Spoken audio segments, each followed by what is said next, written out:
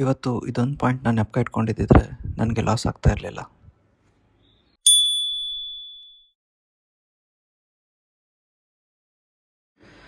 Day 2 of phase 2. ಇವತ್ತು market ನನಗೊಂದು solid lesson ಕೊಡ್ತು ಬಾಸ್. ಬನ್ನಿ ಟ್ರೇಡ್ ಲಾಜಿಕ್ ನೋಡೋಣ.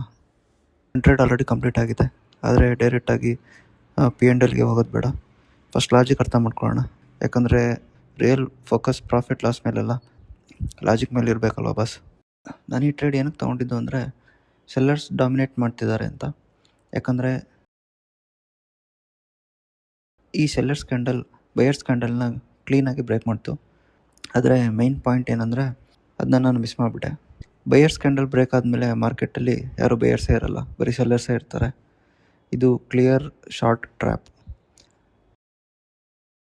ನಾನು ಡೈರೆಕ್ಟ್ ಅದರಲ್ಲೇ ಟ್ರ್ಯಾಪ್ ಆಗಿಬಿಟ್ಟೆ ಬಾಸ್.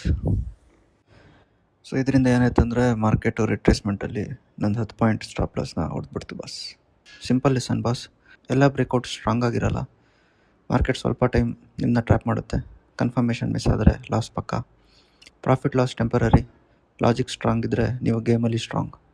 ನಾಳೆ ಮತ್ತೆ ಸಿಗೋಣ ಹೊಸ ಸೆಟಪ್ ಜೊತೆ. ಬನ್ನಿ ಬಾಸ್, ಈಗ P&L ಲಾಸ್ ಸ್ಕ್ರಿಪ್ಟ್ನ ನೋಡೋಣ. ಸ್ಕಿಪ್ ಮಾಡಿಬಿಡಿ, ಫುಲ್ ಎಂಡ್ವರೆಗೂ ನೋಡಿ. ನಿಮಗೆ ರಿಯಲ್ ಲರ್ನಿಂಗ್ ಸಿಗ್ತಾ ಇದೆ ಅಂತ ಆದರೆ ಲೈಕ್ ಮಾಡಿ, ಚಾನಲ್ನ ಸಬ್ಸ್ಕ್ರೈಬ್ ಮಾಡಿ, ಸಪೋರ್ಟ್ ಮಾಡಿ.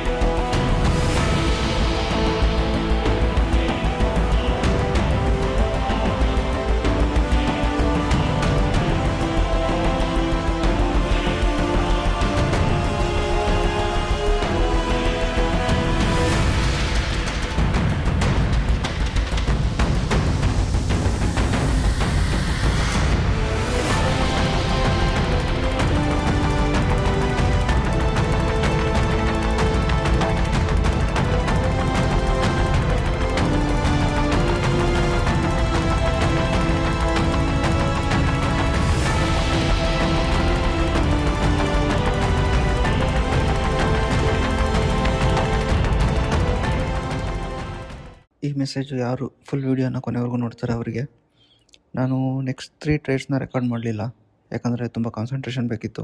ಮತ್ತು ನನ್ನ ಟಾರ್ಗೆಟು 30 ಪೈಸೆ ₹1 ಮಿಸ್ ಆಗ್ತಾಯಿತ್ತು. ಈ ಥರ ಟೈಮಲ್ಲಿ over trading is equal to direct damage boss, ಅಷ್ಟೇ. ಸೊ ವೀಡಿಯೋ ರೆಕಾರ್ಡ್ ಮಾಡ್ಕೊಂಡು ಟ್ರೇಡ್ ಮಾಡೋಕ್ಕೆ ಸ್ವಲ್ಪ ನಂಗೆ ಕಷ್ಟ ಆಗ್ತಾಯಿತ್ತು, ಅದಕ್ಕೆ ಮಾಡಲಿಲ್ಲ. ಆಮೇಲೆ ಮಂಡೇ ನಾನು ಆಫ್ ಇರ್ತೀನಿ, ಯಾಕಂದರೆ ಅವತ್ತು ಮಂತ್ಲಿ ಎಕ್ಸ್ಪೈರಿ ಮತ್ತು ಟ್ಯೂಸ್ಡೇ ಬೇರೆ ಹಾಲಿಡೇ. ಹಾಗಾಗಿ ಫುಲ್ ವಾಲಟಿಲಿಟಿ ಗೇಮ್ ಇದು. ಈ ಥರ ಸೆಟಪ್ಪಲ್ಲಿ ನನ್ನ 10-12 ಪಾಯಿಂಟ್ಸ್ದು ಸ್ಟಾಪ್ ಲಾಸ್ ಈಸಿಯಾಗಿ ಹಿಟ್ಟಾಗುತ್ತೆ. ಅದಕ್ಕೆ ಯಾವಾಗ ಟ್ರೇಡ್ ಮಾಡಬಾರ್ದು ಅಂತ ಗೊತ್ತಿದ್ದರೆ ನೀವು ಸರ್ವೈವ್ ಆಗ್ತೀರಾ. ಡಿಸಿಪ್ಲಿನೇ ರಿಯಲ್ ಎಡ್ಜ್.